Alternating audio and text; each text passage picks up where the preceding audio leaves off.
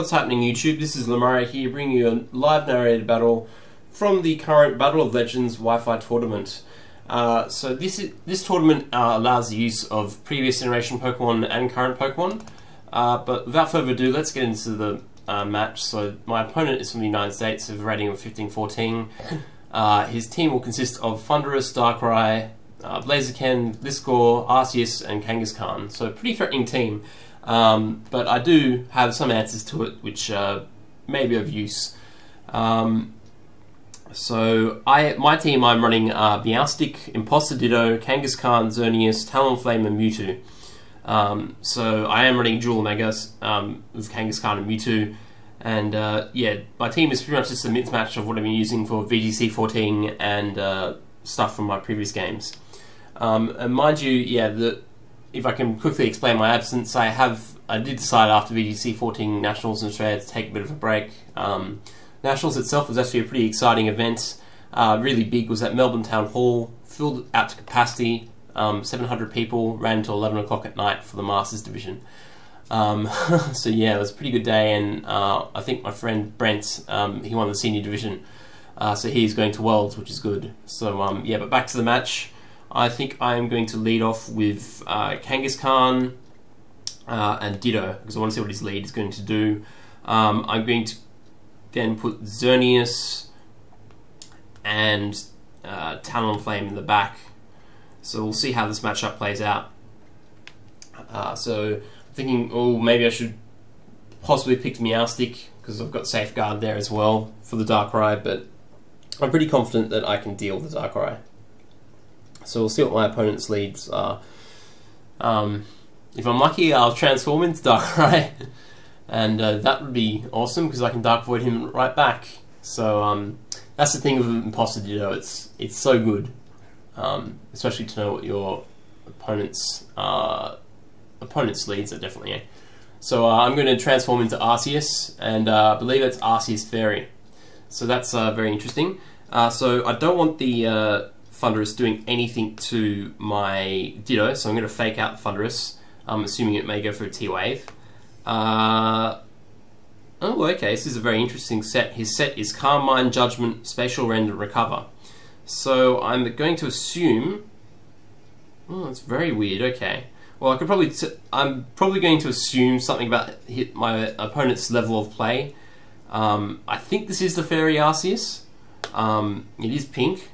So, but I'm going to double target the Thundurus and just get rid of it this turn. So we'll see what happens. I'm pretty certain that double targeting Thundurus will take it out this turn, but fingers crossed. So yeah, so this is actually a transferred Kangaskhan, having non-VGC moves, which I've been wanting to try out for a while, and myself and a friend were actually doing quite a few calculations on what it can do, and it can put in some quite devastating work.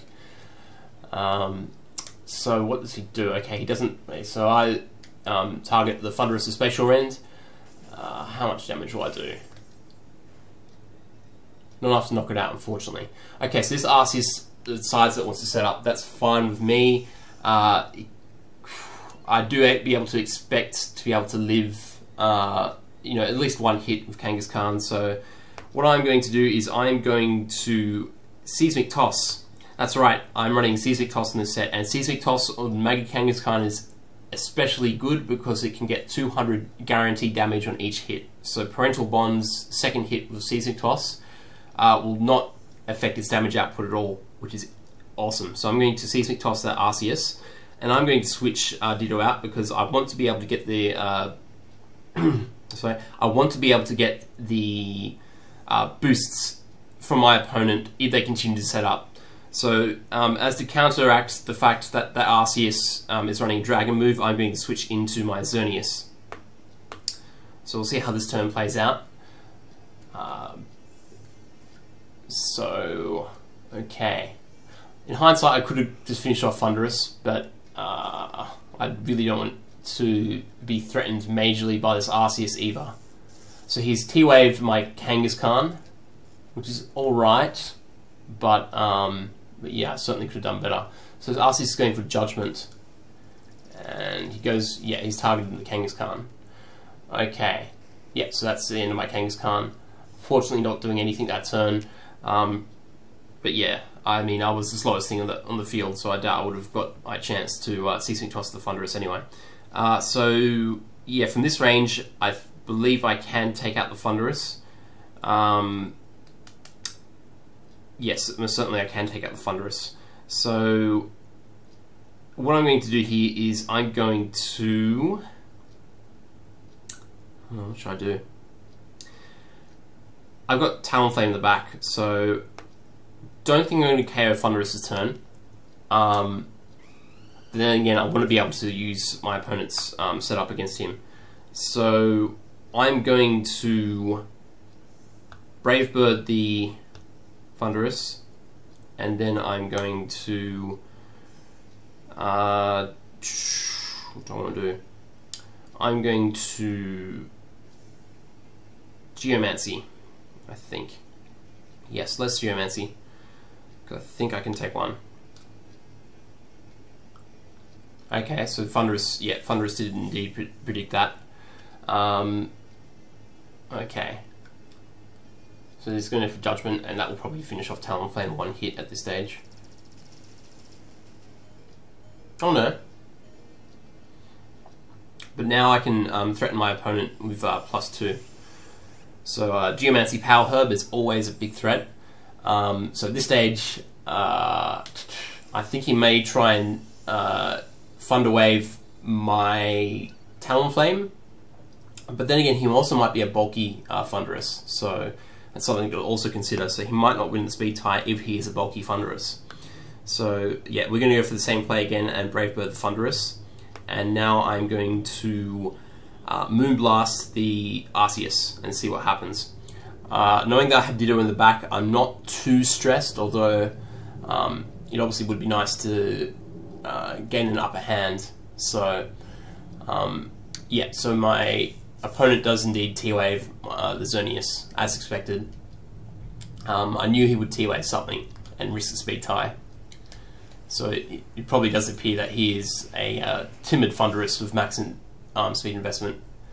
So yeah, so I got rid of the Thunderous, and I'm paralyzed, unfortunately. So yeah, and then my Talonflame will faint to the Life Orb. I was going to run Choice Band initially, but I decided that Life Orb would be more important. So I go for the Moonblast, and yeah, so this Arceus is continuing to set up. So it's becoming a bit of a threat now, knowing that I can't transform into it because I will lose my boosts otherwise. So yeah, so this turn my opponent will go into... I'll go into Darkrai. Okay, that's excellent for me. If he's running Dark Void, I'm going to abuse the fact that he's running Dark Void. So yeah, Ditto is very clutch, especially in this situation. So yes, he is indeed running Dark Void, so I will indeed exactly go for that. And then I will go for the Moonblast to finish off that Arceus before it can become a bigger threat, especially considering if say, for example, the what was I going to say? If Dark Void missed, you know, I wouldn't have another opportunity to get rid of it. It might be at +2 special defense, but I think from this range I may be able to take it out since I'm at +2 attack. So let's see what happens. So use Dark Void, and I get the hit on both. I think. Yes. So Arceus falls asleep, and his Darkrai falls asleep. So excellent. That is as good for me. Now, essentially, this means since I am Choice Scarfed, I am locked into I definitely am locked into Dark Void. So Moonblast will fire off here, and that will take out his Arceus. Yes, it does KO Arceus, which is good. So this essentially means that I am running, I am battling the rest of the match with a paralyzed Xerneas at +2. So this is going to be fairly interesting to see what happens. So the Gliscor, may or may not fall asleep, depending on what happens with Dark Void. And yeah, we will Moonblast the Gliscor because the Darkrai is of little threat to Xerneas. So in this situation, it's going to be extremely helpful to get rid of this score, especially considering that this score is mainly more of a defense Pokemon rather than especially defensive Pokemon. So yeah, we'll attack this score now, and I'm going to see how well it takes it. So hopefully I don't get paralyzed. He avoids the, unfortunately he avoids it, and he's going to go for his own Dark Void. Yeah, okay, that turn backfired on me, but thankfully, obviously, you can't put my Xerneas to sleep because I'm already paralyzed. This score goes, oh wow, okay. I don't know what my opponent was trying to do there. Dark Void and Toxic. Okay, yeah, my opponent is through the game then. I don't know if he misclicked or whatnot, but yeah, essentially he just gave me a chance to, the opportunity I needed to solidify my victory. So yeah, I'm not sure, it doesn't make sense to me. Why would you, in that situation at least, why would you Dark Void and Toxic on the same turn? It doesn't make any sense to me. There's lots of other things he could have done. He could have gone for an Earthquake, he could have gone, there's lots of things he could have done. He could have set up Substitute. Obviously, if you play Smogon singles, Substitute, this score is actually a very popular choice, or it was, from what I remember, in 5th Gen, and I have seen it used in 6th Gen, so, I mean, yeah, but, yeah, we'll go for Dark Void, seeing as I can't go for anything else because I'm locked anyway, and we will go for Moonblast, and, yeah, if I hit this turn, I win the game. So, yep, he will miss his Focus Blast, and I'm paralyzed. So essentially, it's only a matter of time before my opponent loses the game. So, Dark Void again. If I wake up, this would be hilarious. Okay, still asleep.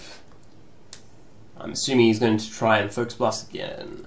Yes, I think he did. He missed twice, so, and yeah, Moonblast would finish him off. So that was a reasonably close game. Obviously, a few close calls. A very interesting turnaround and set of events.